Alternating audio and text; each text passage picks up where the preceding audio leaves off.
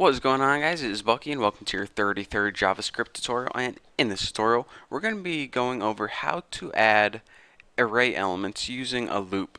Now we're going to be learning this for a couple of reasons. First of all, whenever you're working in web design in JavaScript, it's a cool little technique that is definitely going to come in handy. And aside from that, it kind of takes the things that we learned already and combines them into a cool little mini program. So before I get into that, I'm going to be using something called the prompt, and I can't remember if I taught you guys prompt in this JavaScript series or the last JavaScript series, but if I already taught this to you guys and you already know what it means, I apologize, but I just want to, go over it anyway. So basically what a prompt is it's a lot similar to an alert box. The only difference is the user can enter text in a little text box, and with the text that they entered, say they entered their name Bucky or something, you can take that name and set it equal to a variable. So it pretty much is an easy way to allow the user to create their own variables. So let me show you guys exactly what I'm talking about. Go ahead and make a variable.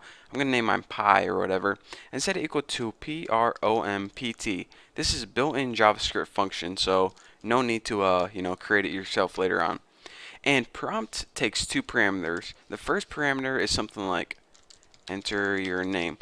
The first parameter is gonna basically give them a little dialogue. Like if you had a prompt that you want them to enter in your name, you would be like enter your name.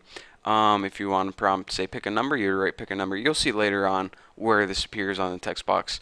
And the second parameter is what appears in the text box by default. Now we don't want anything to appear in text box by default, so we're just going to leave this blank, but you need to put those empty double quotation marks.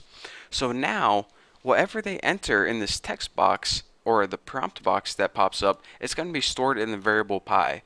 So now what we can do is we can print out that variable, using how we already know document write. So document dot write, and we'll write like hello and then just write the name pi. So let's go ahead and save this and see what the heck I'm talking about.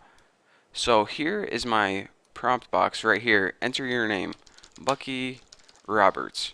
Okay, and now it says hello Bucky Roberts. Simple enough. So like I said, it's basically a prompt box that gives the user a dialogue such as enter your name, and by default if you leave the second parameter empty, just double quotation marks, nothing's going to appear in here. But you can put something in there by default like enter text here. That's like one of the common techniques. But anyways, I just wanted to show you guys what a prompt box was so you guys aren't lost whenever I teach you guys this new technique. So anyways, the technique I'm going to teach you guys is how to add elements to an array using a for loop. So let's go ahead and make an array called crap and set it equal to new array, and let's go ahead and give it a size of like 3 elements already. So right now our array is empty, we don't have any elements in it. So let's go ahead and make a loop that runs 3 times. So in order to do that, go ahead and your parameters are this: I equals 0, it's going to start at 0 and then go I is less than 3. So then whenever we increment it by 1 using I++, this is going to run 3 times. Again, you might think 0, 1, 2, 3. That's 4 times. But notice that this is I is less than 3. So when it gets to 3, it doesn't run. It's only going to run on this 0, 1, and 2. So if you count those up, it's 3 times.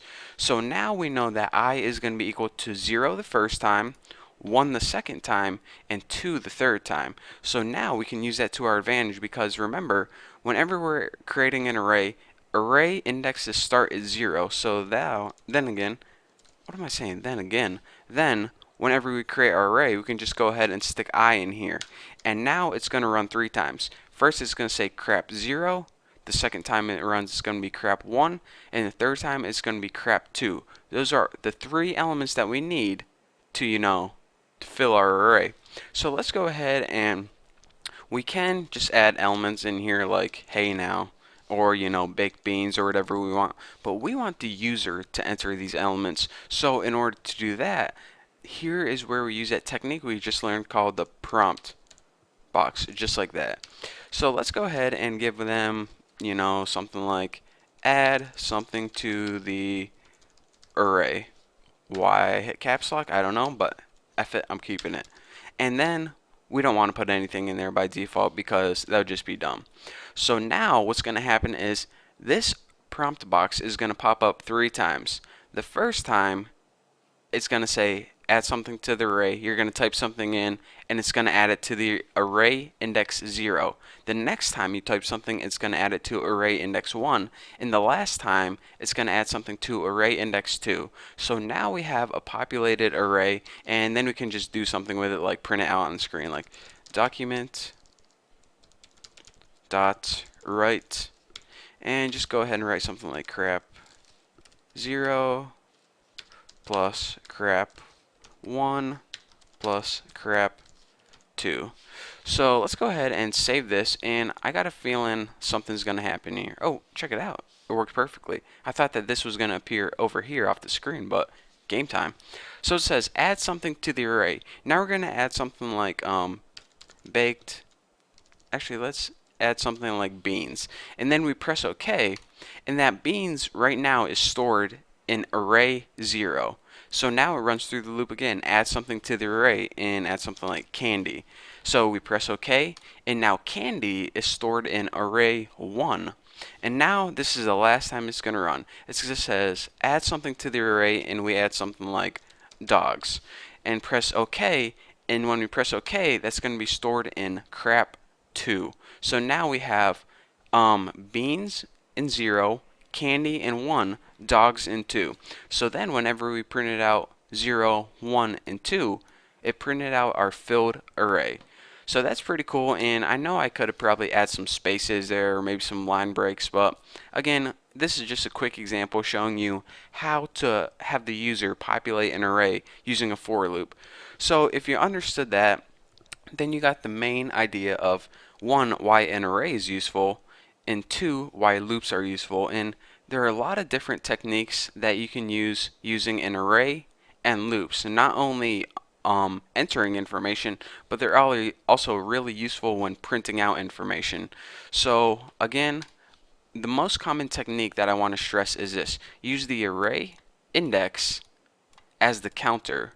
So that is a very popular technique. So once you get the hang of that, you take your array skills to a whole new level. So for now, thank you guys for watching. Hopefully you understand what a prompt is and also how to loop through arrays using a for loop. So lastly, thank you guys for watching one more time. Don't forget to subscribe, and I'll see you guys later.